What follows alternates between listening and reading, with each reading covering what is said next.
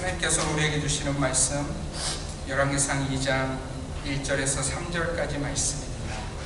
열왕기상 2장 1절에서 3절까지 말씀, 제가 한 절, 여러분이 한 절, 마지막 절은 함께 읽도록 하겠습니다. 다윗이 죽을 날이 임박함에 그의 아들 솔로몬에게 명령하여 이르되, 내가 이제 세상 모든 사람이 가는 길로 가게 되었노니 함께 읽습니다. 내 하나님 여호와의 명령을 지켜 그 길로 행하여 그 법률과 계명과 율례와 증거를 모세의 율법에 기록된 대로 지키라. 그리하면 내가 무엇을 하든지 어디로 가든지 형통할지라. 아멘. 오늘은 제가 예언을 하면서 말씀을 시작하려고 합니다. 여기 사랑하는 지체들이 앉아 있는데, 먼저 우리 범석 형제, 제가 예언을 좀 하려고 합니다. 범석 형제 인생을 향한 예언인데요. 지금부터 10년이 지나면 우리 범석 형제 굉장히 능숙한 비행조종사가 돼 있을 겁니다. 그것도 그때는 이제 풋내기 기장 정도가 아니라 멋진 기장이 되어 있을 것입니다. 아멘입니까? 아멘. 그리고 우리 지혜자매, 지금부터 10년이 지나면 어느 강단 위에서 아주 멋지게 강의를 하는 교수가 되어 있을 것입니다. 물론 안경 도수는 조금 더 세졌을 거예요. 여러분, 제 예언에 대해서 어떻게 생각하세요? 어떻게 생각하세요? 이루어질 것 같아요? 안 이루어질 것 같아요? 네, 할렐루야. 여러분 동의가 되시죠? 아마 본인들도 아멘 이렇게 동의할 겁니다. 저는 하나님께서 우리 교회 안에 있는 사랑하는 지체들에게 자신들이 소원하고 기도하는 일에 대해서 그것이 하나님의 뜻 가운데 이 사모하는 일들이 다 이루어지기를 주님의 이름으로 축원합니다. 사랑하는 성도 여러분, 제가 예언이라는 것을 했지만 사실은 이것이 지금 우리 다음 세대에게 마음 두고 있는, 그 다음 세대들이 마음 두고 있는, 그리고 열심을 다해서 그 인생을 살아가고 있는 한 방향의 모습이기도 합니다. 그것이 우리 형제 자매들의 기도 제목이기도 하다는 거예요. 저는 그것이 그들이 하나님께 기도하는 기도 제목이기에 하나님께서 그 기도를 들으시고 인도하실 것을 믿습니다. 심지어는 제가 예언하는 것보다 더 놀랍게 하나님이 일하실 거예요. 할렐루야. 그런데 사랑하는 성도 여러분, 제가 오늘 말씀을 통해서 정말 여러분들하고 나누고 싶은 것은 무엇이냐면, 우리 자녀들이, 우리의 다음 세대들이 앞으로 그들의 삶에 이런 열매를 얻을 것이다, 뭐 이런 정도의 이야기가 아닙니다. 오늘 제가 이 말씀을 전하는 시간을 통해서 정말 여러분들에게 나누고 싶은 것이 있어요. 여러분, 제가 말씀을 시작하면서 우리 자녀들의 그 앞으로에 있을 일들을 이야기했습니다. 10년 뒤에 우리 지혜자매, 10년 뒤에 우리 범석 형제의 인생 가운데 이런 일이 있을 것입니다라고 예언한 거예요. 물론 저는 제 예언이 다 맞기를 원하고, 또 저는 이들의 삶이 제가 예언하는 것보다 더 잘 되기를 소원합니다. 그러나 여러분, 제 예언 중에 어떤 부분은 맞을 수도 있고 어떤 부분은 틀릴 수도 있을 거예요. 그렇죠? 맞습니까? 그런데 여러분, 제가 오늘 예언한 내용 중에 절대로 틀리지 않는 부분이 있어요. 한번 생각해 보실래요? 제가 뭘 예언했었는지 한번 생각해 보세요. 우리 형제 자매에 대한 예언을 했는데 그 부분 가운데 절대로 틀리지 않을 예언, 제가 확신합니다. 이건 절대로 틀리지 않을 거예요. 여러분, 무엇인지 아시겠어요? 10년이 지나면 제가 우리 형제자매 이야기를 하면서 이 단어로 시작했어요. 이 문장으로 시작했어요. 10년이 지나면. 제 예언의 이 부분에 대해서 혹시라도 여러분 중에 목사님, 그 일이 일어나지 않을 것 같은데요 하시는 분 계세요? 아니죠. 우리 모두가 사실은 믿고 있지만, 사람들은 이 일을 믿고 살지만 우리 인생의 날은 반드시 흘러간다는 거예요. 그래서 제가 10년 후에라고 말하면 여러분은 다 그 말이 그 말은 진리지, 그 말은 진실하지, 이렇게 동의하실 거예요. 사랑하는 성도 여러분, 그렇습니다. 이 말은 진실하고 참으로 진리입니다. 물론 한 가지 질문은, 제가 말씀드린 우리의 젊은 세대들은 10년이 지나면이라는 말을 들어도 마음에 별로 그렇게 흘러가겠지 이런 정도의 생각밖에 안 들 거예요. 그래, 그렇게 10년이 지나갈 수 있지, 그런 생각하실 겁니다. 그러나 우리의 어르신들에게 10년이 지나면이라는 말은 그리 쉽게 지나갈 수 있는 말이 아님을 여러분 아실 거예요.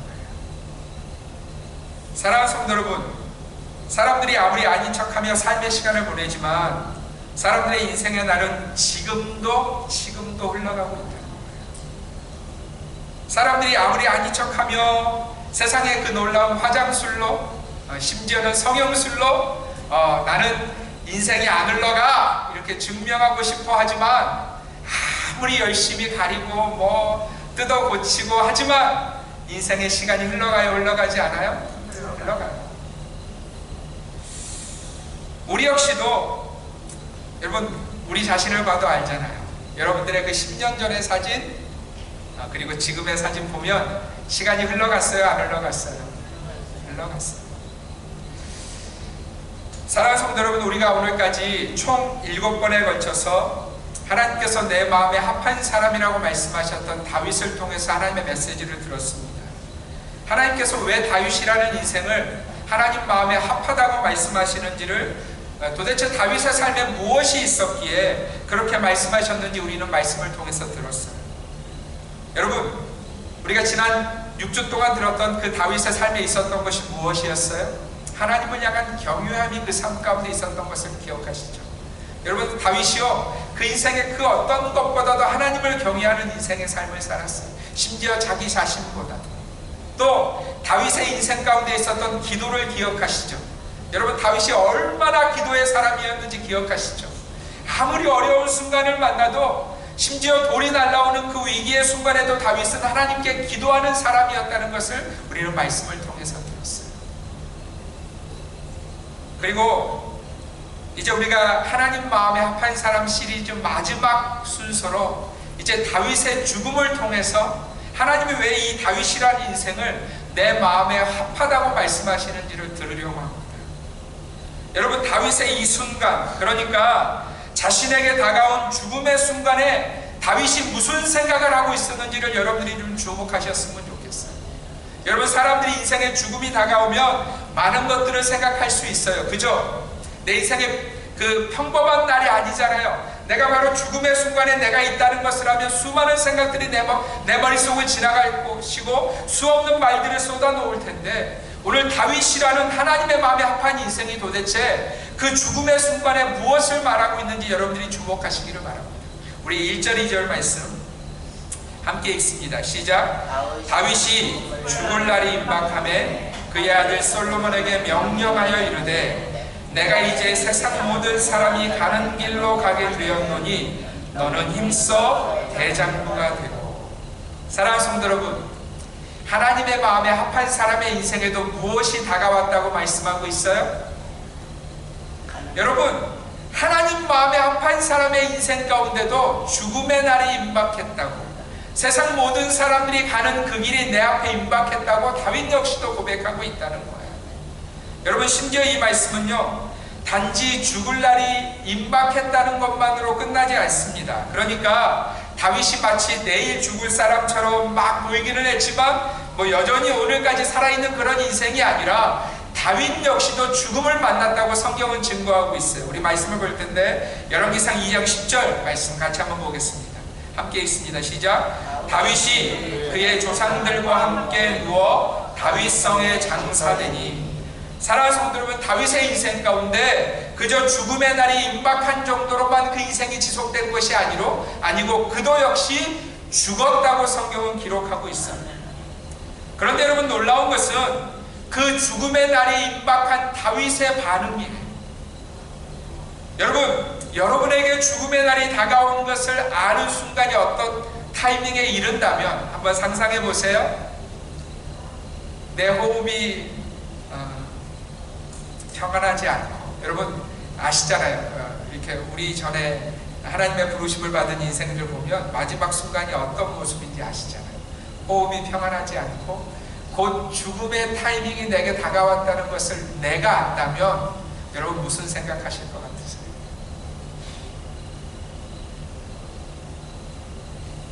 여러분 어떻게 반응하실 것 같으세요? 여러분은 아마도 지난 삶의 이야기들을 통해서 우리 앞을 살다가 먼저 간 인생들의 모습을 떠올리실 것입니다. 우리가 지금까지 참여했던 수많은 장례식들, 천국 환송 예배 여러분 기억하시죠? 그 수많은 사람들의 마지막 순간을 우리는 기억하고 있어요.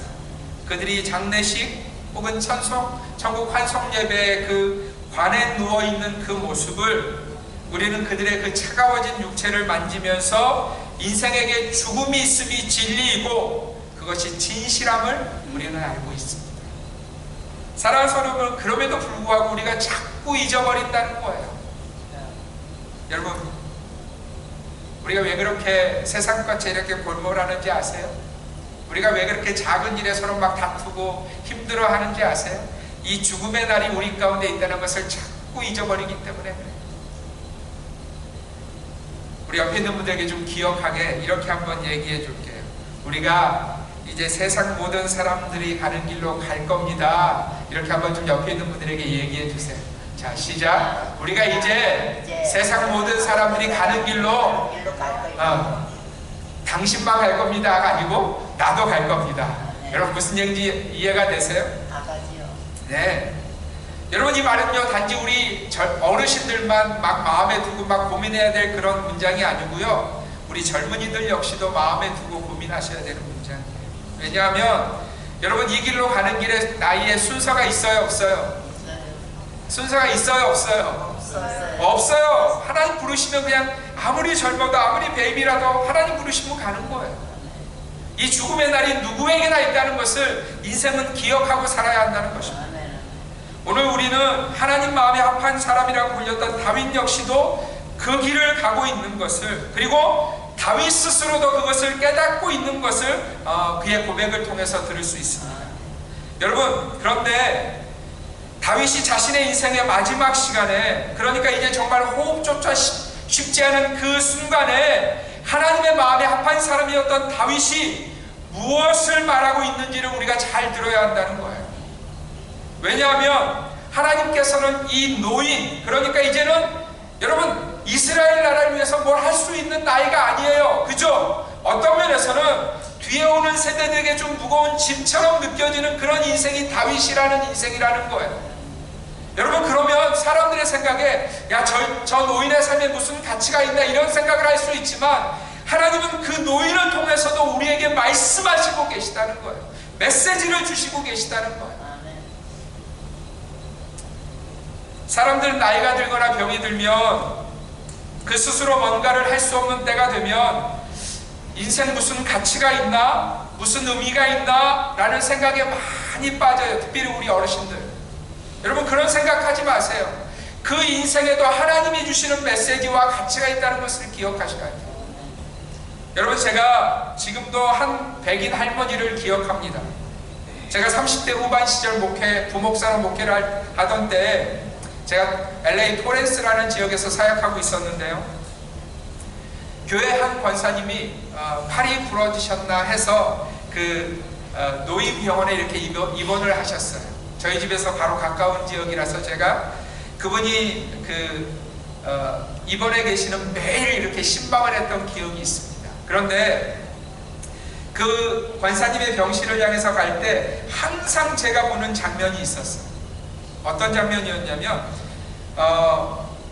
베드 하나가, 이 침대 하나가, 이렇게 굴릴 수 있는 침대 하나가 그 큰 창 옆에, 햇볕이 비춰지는 큰 창 옆에 그 30일 내내 항상 이렇게 있는 거예요.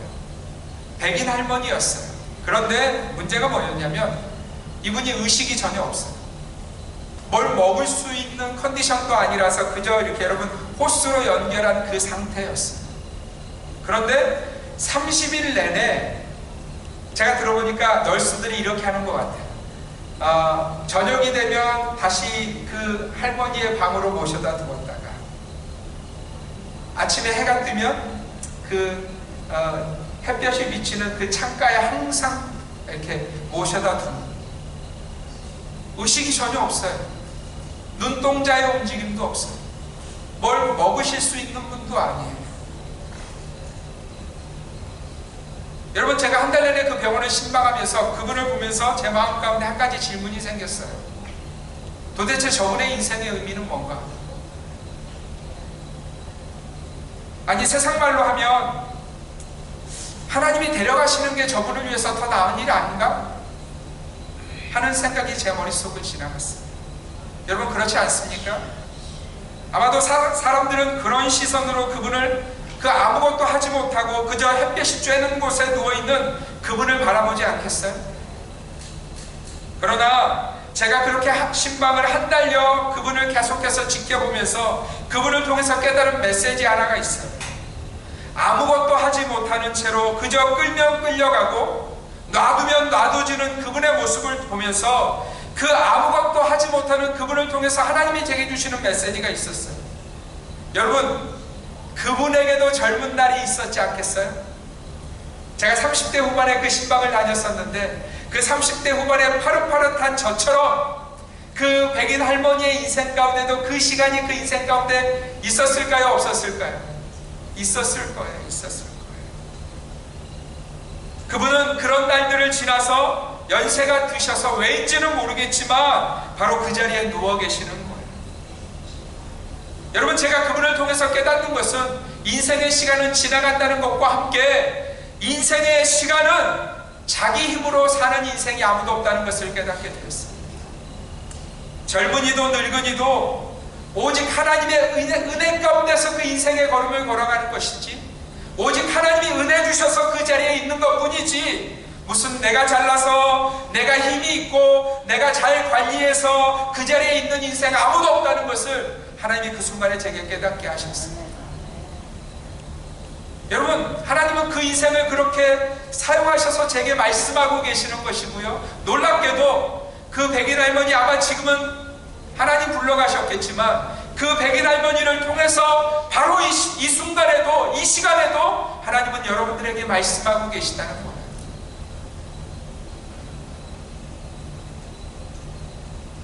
그래서 우리는 이 하나님의 마음에 합한 사람의 인생의 그 마지막 순간, 그 노인, 아무것도 스스로 할 수 없는 다윗을 통해서 다시 한번 하나님이 주시는 메시지를 우리의 마음 가운데 들으셔야 합니다. 여러분, 다윗이 이렇게 말합니다. 우리 3절 말씀 함께 읽습니다. 시작. 내 하나님 여호와의 명령을 지켜 그 길로 행하여 그 법률과 계명과 율례와 증거를 모세의 율법에 기록한 대로 지키라. 그리하면 내가 무엇을 하든지 어디로 가든지 형통할지라. 아멘. 여러분, 오늘 이 말은요, 사실은 다윗이, 아버지 다윗이 이제 곧 왕이 될 솔로몬에게 전하는 유언의 말입니다. 여러분, 다윗이 자신의 아들에게, 그것도 그냥 아들들 중에 하나가 아니라 이제 곧 자신을 이어서 왕위에 오를, 이스라엘을 통치하게 될 지금 솔로몬에게 지금 이 메시지를 주니, 여러분, 정말 중요한 말 하지 않겠어요? 정말 하고 싶은 말 하지 않겠습니까? 여러분, 오늘 그 말로 다윗은 솔로몬에게 무엇을 전하고 있냐면 형통이라는 단어를 전하고 있어요. 여러분, 이 말은 솔로몬이 형통의 사람이 되기를 원한다는 다윗의 고백이었어요. 다윗은요, 자신의 아들 솔로몬이 형통한 인생이 되기를 간절히 기대했다는 거예요. 그러면서 다윗은 솔로몬에게 내가 무엇을 하든지 어디로 가든지 형통할 수 있는 방법이 있다고 말하고 있습니다. 여러분, 솔깃하지 않으세요? 왜냐하면 이 세상을 사는 인생들 가운데 이 단어 싫어하는 사람 있을까요? 형통. 오늘 이곳에 앉아있는 우리들 역시도 형통이라는 단어에 귀가 기울여지고 나도 하는 그런 마음 여러분 솔직히 드세요, 안 드세요? 형통하고 싶으세요? 아멘. 여러분, 오늘 이곳에 앉아있는 우리 역시도 한 번뿐인 우리 인생이니까 형통한 삶이 되기를 다 소원한다는 것입니다. 그리고 그 형통에 대한 소원은 우리만 있는 것이 아니라 이 세상의 모든 사람들의 마음 가운데 있는 사모하는 그런 단어라는 거죠. 사랑하는 성도 여러분, 이 세상 사람들이 왜 그렇게 돈에 목말라하면서 인생을 살까요? 이 세상 사람들이 왜 그렇게 성공에 목말라하면서 인생을 살까요? 왜 그렇게 학위와 같은 것에 목말라하면서 인생을 살까요? 이유는 한 가지예요. 그것이면 내 인생이 형통할 수 있다고 생각하니까. 그죠? 돈이 내 인생에 있으면 내가 형통할 것 같아 라고 사람들이 생각하니까 돈에 그렇게 목말라하는 거예요. 성공이 내 인생에 있으면 내가 형통한 인생이라고 자부하고 인정받을 수 있을 것 같으니까 성공에 그렇게 목말라하면서 사는 거죠. 그러나 성경은, 오늘 하나님의 말씀은 그러한 것들로 인생이 형통할 수 있다고 말하지 않아요. 여러분 잘 들으세요. 세상이 주는 그 어떤 것들로 내 인생에 참된 형통이 있을 수 있다고 성경은 말씀하지 않는다는 겁니다. 오늘 하나님은 그 형통이 어떻게 가능한지를 이제 곧 호흡이 끊어질 다윗을 통해서 저와 여러분에게 말씀하고 있어요. 너 진짜 형통하고 싶니? 네 인생을 통해서 형통의 인생이 되고 싶니? 그러면 이 다윗의 메시지를 들으라고 하나님은 저와 여러분에게 말씀하고 계신다는 거예요. 여러분, 오늘 이 다윗이 말하고 있는 형통의 키가 뭔지를 다시 한번 읽어보겠습니다. 우리 3절 말씀 우리 올라와 있는데 여러분 잘 마음 가운데 들으시면서 읽으셨으면 좋겠어요. 함께 읽습니다. 시작. 내 하나님 여호와의 명령을 지켜 그 길로 행하여 그 법률과 계명과 율례와 증거를 모세의 율법에 기록한 대로 지키라. 그리하면 내가 무엇을 하든지 어디로 가든지 형통할지라. 사랑하는 성도 여러분, 전능하신 하나님께서 이 모든 만물의 창조주이시며 지금도 모든 것을 통치하고 계시는 하나님께서 인생에게 형통의 비밀을 가르쳐 주시고 있어요. 그 형통의 비결이 무엇입니까? 여호와의 명령을 지켜 그 길로 행하여 그 법률과 계명과 율례와 증거를 모세가 율법에 기록한 대로 지키면 네 인생이 형통할 것이라고 말씀하셨습니다. 사랑하는 성도 여러분, 하나님이 지금 다윗의 죽음을 통해서 이 진리를 저와 여러분들에게 가르쳐 주시고 싶으신 거예요. 그리고 하나님은 지금도 오고 오는 모든 사람들에게 형통을 주시기를 원하시는 하나님은 오늘도 이 메시지를 우리에게 들려주시고 있는 거예요. 여러분 다시 한번 들으세요. 정말로 우리가 형통하고 싶다면 이 모든 세상 만물의 주관자 되시는 하나님이 우리에게 형통을 주시기 원하는데 그 길이, 그 키가 뭐냐면, 다시 들으세요. 여러분이 여호와의 명령을 지켜 그 길로 행하며 그 법률과 계명과 율례와 증거를 모세가 기록한 대로 지키며 하나님이 우리에게 무엇을 주시겠다는 거예요? 형통을 주시겠다는 거예요. 저와 여러분들이 이 메시지를 마음에 깊이 새기시기를 바랍니다. 여러분, 우리가 세상에 속지 않았으면 좋겠어요? 사단에 속지 않았으면 좋겠어요? 사단은 지금도 이렇게 우리에게 형통의 길을 가르쳐줘요. 너 돈 많아지면 형통한 인생이 될 거야. 너 성공하면 형통한 인생이 될 거야. 여러분, 사단은 지금도 우리에게 그렇게 속이고 있어요. 그러나 우리 하나님은 그렇게 말씀하고 계시지 않아요. 다시 한번 들으세요. 내 하나님 여호와의 명령을 지켜 그 길로 행하여 그 법률과 계명과 율례와 증거를 모세의 율법에 기록한 대로 지키라. 그리하면 내가 무엇을 하든지 어디로 가든지 형통할지라.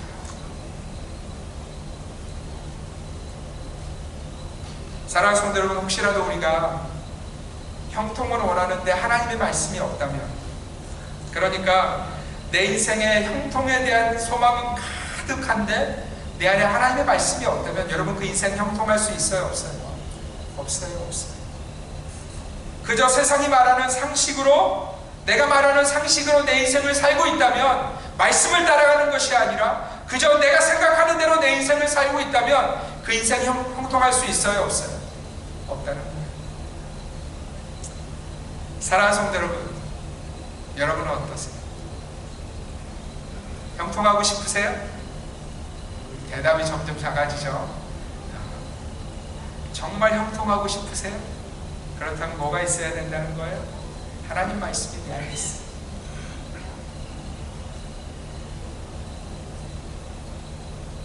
여러분, 우리가 세상 사람들이 왜 그렇게 하는지 아세요? 사람들은 형통을 위해서 다른 방법이 더 빠르다고 생각하기 때문에 그래요. 돈이면 더 빠르게 형통할 수 있다고, 학위면, 성공이면 내 인생이 더 빨리 형통할 수 있다고 착각하니까 말씀을 내 안에 가져오는 일을 자꾸 뒤로 미루는 거예요.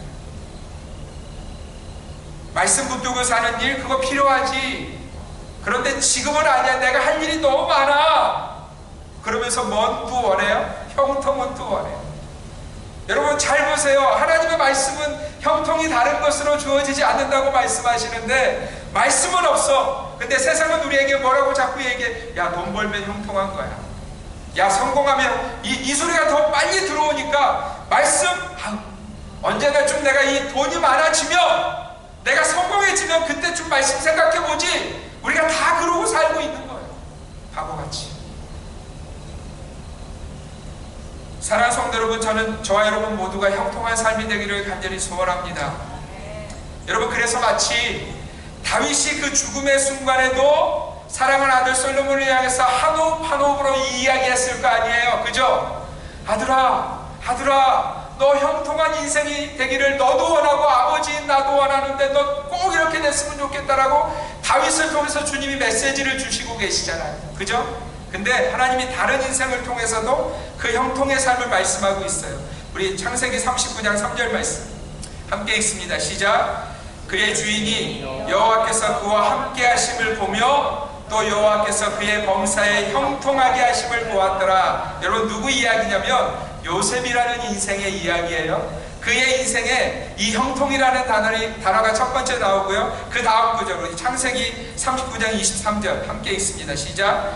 간수자는 그의 손에 맡긴 것을 무엇이든지 살펴보지 아니하였으니 이는 여호와께서 요셉과 함께 하심이라. 여호와께서 그를 범사에 형통하게 하셨더라. 여러분, 요셉의 인생을 향해서 하나님이 계속해서 어떤 단어를 사용하세요? 형통했다. 그 인생이 형통했다는 거예요. 요셉을 형통의 삶이었다고 말씀하시는 거예요. 그렇다면 여러분, 우리가 이미 읽은 이 창세기 39장 3절 요셉이 만나고 있는 삶의 현장이 뭔지 알고 계세요? 기억하고 계세요? 우리가 생각하는 형통의 타이밍이 아니었어요. 요셉이요, 이 창세기 39장 3절을 살아가는 그 타이밍은 형들이 그를 팔아서 애굽의 노예로 팔려있는 그 상황이었어요.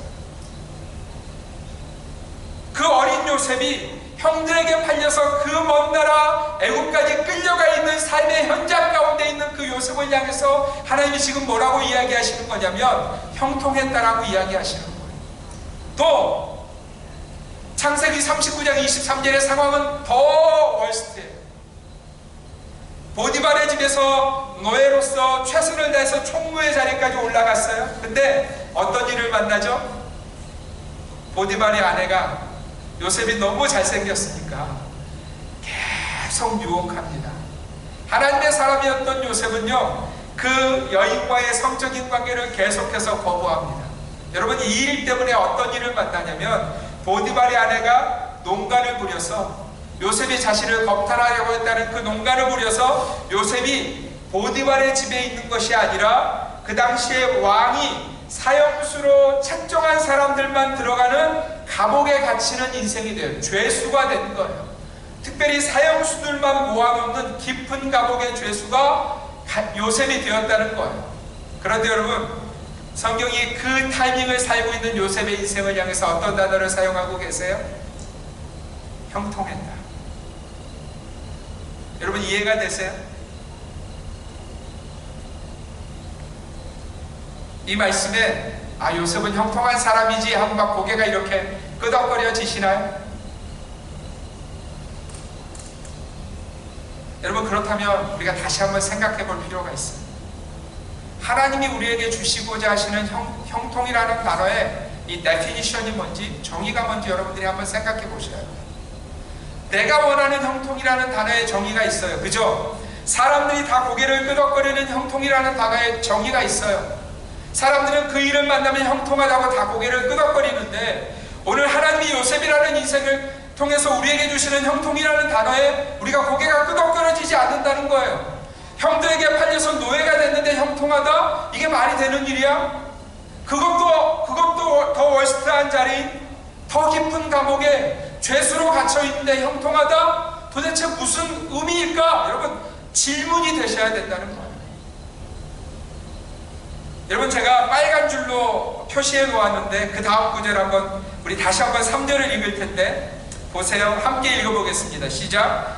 그의 주인이 여호와께서 그와 함께 하심을 보며 또 여호와께서 그의 범사에 형통하게 하심을 보았더라. 여러분, 빨간 줄에 그 글이 보이세요? 형통이 뭔지를 우리 주님이 저와 여러분에게 설명하고 계시는 글이에요. 형통이 뭐냐면 여호와께서 그와 함께 하셨다는 거예요.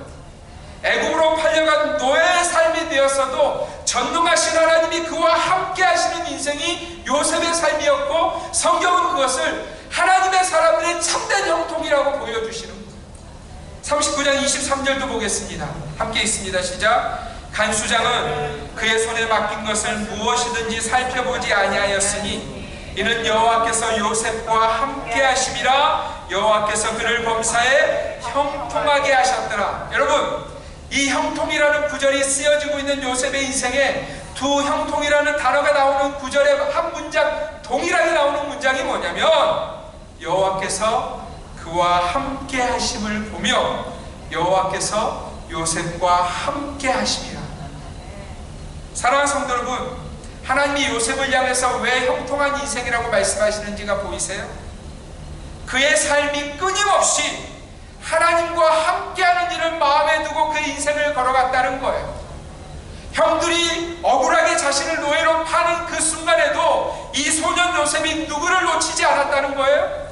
하나님을 놓치지 않았다는 거예요. 하나님과 함께하는 일을 놓치지 않았다는 거예요.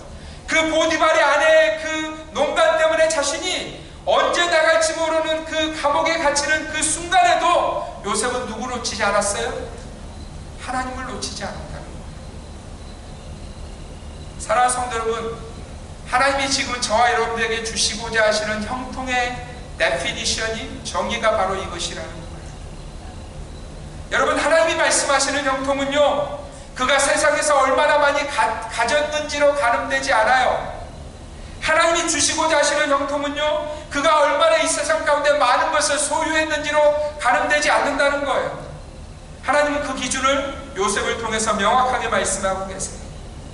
여러분, 그렇다면 하나님이 무엇을 형통이라고 말씀하고 계세요? 저와 여러분이 지금 이 순간에도 누구와 함께하는 것? 전능하신 하나님이 깨달아지고 만나지고 믿어지고, 아, 내가 그분 때문에 있는 거구나, 내가 그분 때문에 내 인생을 살아가는 것이구나 라는 것을 여러분, 우리의 심령 가운데 깨닫고 있다면 우리가 누구라는 거예요? 우리가 형통한 인생이라는 거예요. 여러분, 요셉 역시도 이 형통을 소원했어요. 여러분, 이 말씀을 먼저 한번 볼 텐데, 창세기 50장 24절 25절 말씀 함께 읽습니다. 시작. 요셉이 그의 형제들에게 이르되 나는 죽을 것이나 하나님이 당신들을 돌보시고 당신들을 이 땅에서 인도하여 내사 아브라함과 이삭과 야곱에게 맹세하신 땅에 이르게 하시리라 하고, 요셉이 또 이스라엘 자손에게 맹세시켜 이르기를 하나님이 반드시 당신들을 돌보시리니 당신들은 여기서 내 해교를 메고 올라가겠다 하라 하였더라. 여러분, 놀라운 고백이에요. 가장 먼저는 여러분, 요셉도 애굽의 총리가 되어서 바로가 인정하는 자리까지 올라갔습니다. 그리고 요셉도 죽었어요. 여러분, 한 가지 더는 뭐냐면 요셉이 자기가 죽을 것을 알고 있었잖아요. 그런데 형통의 사람이었던, 하나님이 주시고자 하시는 형통의 그 의미를 깨달았던 이 요셉은요, 자신이 죽은 이후에 이렇게 해달라고 요청하고 있어요. 여러분, 요셉의 원함을 들어보세요. 하나님께서 약속하신 대로 이스라엘 모든 백성들을 이 애굽 땅에 영원히 살게 하실 것이 아니라 그 약속의 땅으로 다시 한번 인도하실 것을 요셉은 알고 있었어요. 그러면 여러분, 그때 요셉이 뭐 해달라는지 한번 들어보세요. 내가 애굽에서 이 애굽 땅에서 성공한 이 땅이고 내가 이 애굽 땅에서 총리까지 올라갔으니 내 묘를 잘 돌봐라. 내가 이 쌓은 내 기념비들 이 애굽 땅에 세워놓을 텐데 이 애굽 땅에서 그것이 흩어지지 않도록 나 열심히 이 애굽 땅에서 내 이름 드러나도록 평생 드러나도록 너희들 그거 해달라고 유언하고 있지 않아요. 여러분, 요셉이 어떤 형통을 요구하고 있냐면 하나님이 약속하신 그 말씀대로 너희를 다시 애굽 땅에서 약속의 땅으로 돌이키실 때 너희가 다 돌아가는 그때 뭘 해달라고 말하고 있어요? 내 해골이라도. 여러분, 430년이 지났으니까 해골이 되었을 거 아니에요? 내 해골도 그 약속의 땅으로 하나님이 너희와 함께 하셔서 너희를 부르시는 그 땅으로 내 해골이라도 데리고 가달라고 유언하고 있는 거예요. 여러분 보이세요? 요셉이 뭘 형통으로 알고 있었는지? 요셉은 애굽에서 이룬 것을 형통이라고 착각하지 않았어요. 총리의 위치에 올라간 것을 형통이라고 그래서 영원히 그 이름 남기기 위해서 비석 세우고 그런 짓 하지 않았어요. 하나님과 함께하는 그 일을 위해서 그는 자신의 해골이라도 들고 올라달라고 부탁하고 있는 거예요. 사랑하는 성도 여러분, 형통은요 하나님과 함께하는 것이에요. 형통은 왕의 자리에 오르는 것도 아니고요, 총리의 자리를 지킬 것도 아니고요, 엄청난 수학의 인생의 창구를 이루는 것도 형통이 아니에요. 형통은 아무것도 아닌 인생이 전능하신 하나님과 함께 한 걸음 한 걸음 걸어가는 것이 형통이라는 거예요. 여러분, 다윗은요 정말 사랑하는 자신의 아들 솔로몬에게 그 진리를 가르쳐주고 싶었던 거예요. 여러분, 제가 제 자녀들을 너무 사랑합니다. 제 세 자녀들을 너무 사랑하고 제 성도들을 너무너무 사랑해요. 저는 제 자녀들이, 우리 성도들이 형통한 삶이 되었으면 좋겠어요. 그래서 저는 제 자녀들이, 그리고 제가 섬기는 성도들이 잠시 있다가 사라지는 왕의 자리에 앉는 것이나 총리의 자리에 앉는 것 같은 세상의 형통을 누리기를 소원하지 않아요. 그건 그냥 지나가는 자리예요. 세상이 말하는 그 형통의 자리는요 지나가는 자리예요. 여러분, 인생 그 어느 누구도 세상이 말하는 그 형통의 자리에 영원히 앉아있는 사람 보신 적 있어요, 없어요? 여러분 아세요? 우리 어르신들이 그런 얘기 종종 하셨어요. 목사님, 내가 젊었을 때는요 방 5개짜리 집에 살았는데요, 나이가 들어서 보니까 아우 5개 다 그거 쓸 데도 없고 쓸 일도 없고 방 치는 거 그것만 고민돼서 그냥 방 하나짜리 2개짜리 그냥 삽니다. 아, 이게 얼마나 행복한지 몰라요. 여러분, 젊었을 때는 그 5개짜리 방이 형통인 줄 알고 살았는데 나이 들어보니까 그게 형통의 영원한 조건이에요? 진리예요? 아니에요, 아니에요. 여러분, 젊었을 때는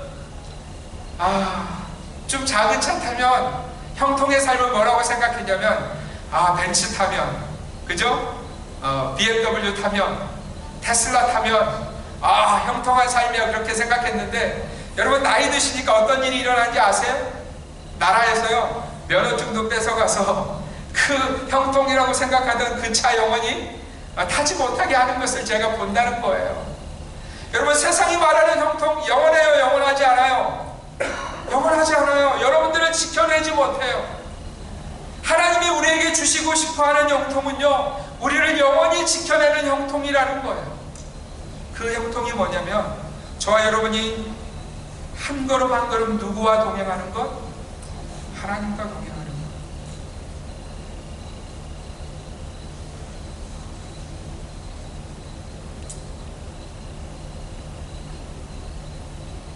여러분, 제가 지난 주간에 저희 아내와 의상 100마일 정도 떨어진 곳에 사시는 한국 여성분이 있는 가정을 방문하게 되었어요. 앞으로 제 아내가 그 아내분을 좀 도와드리며 이렇게 섬길 예정인데요. 그 아내분의 나이가 71세예요. 71.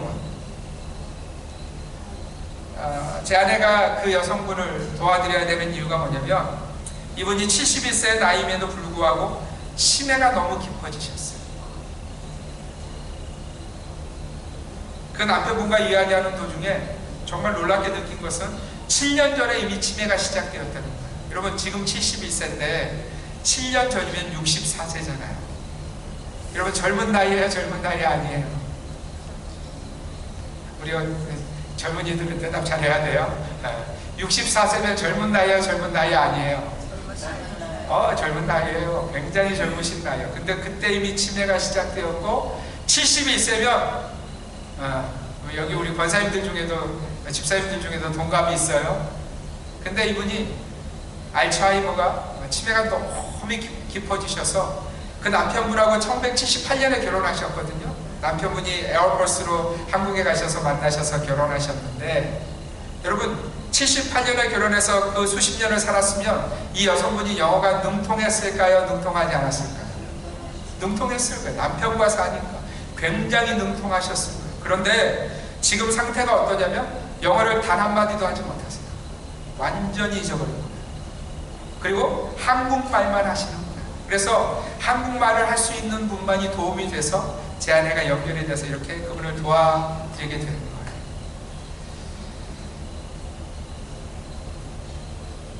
사랑하는 성도 여러분, 세상의 기준으로 보면 이분이 형통합니까? 형통하지 않습니까?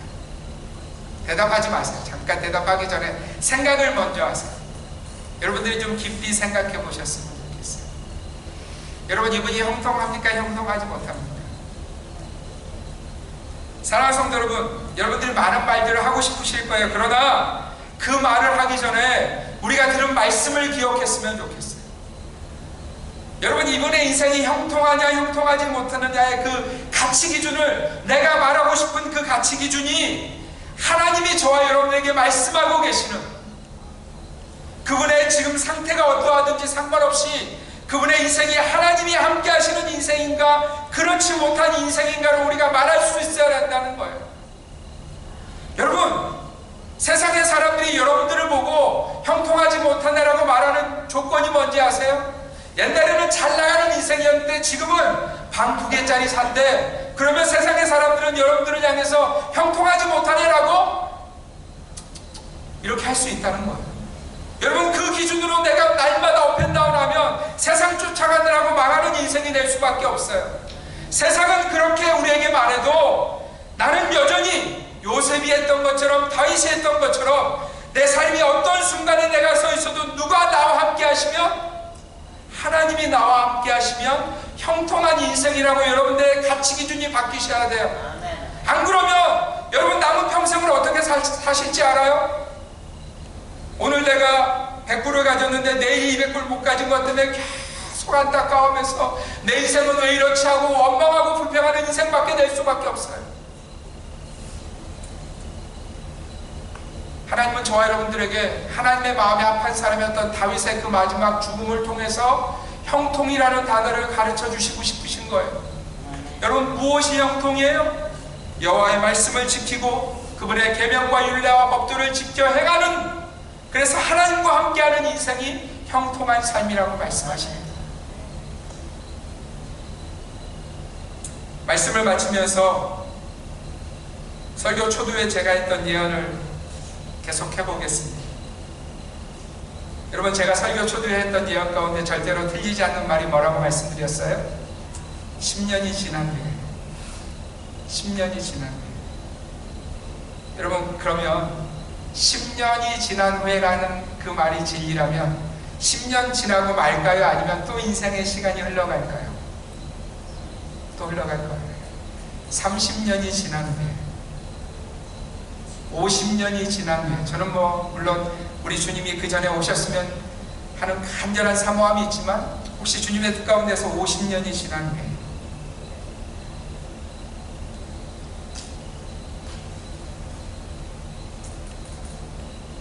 우리 범석 형제가 지금 잡을 가는 걸 굉장히 간절히 사모하고 있거든요. 네. 근데 다시 한번 생각해 볼게요. 30년이 지나고 50년이 지난 후에 우리 범석 형제가 여전히 비행기를 조정하고 있을까요? 우리 지혜자매가 지금은 하기를 어떻게든지 빨리, 주여 빨리 마치기를 소원하면서 또 그 다음 스텝을 위해서 기도하고 있는데, 제가 진리라고 말씀드렸잖아요. 30년이 지난 후에, 50년이 지난 후에 여전히 그 교수 자리에 앉아 있을까요?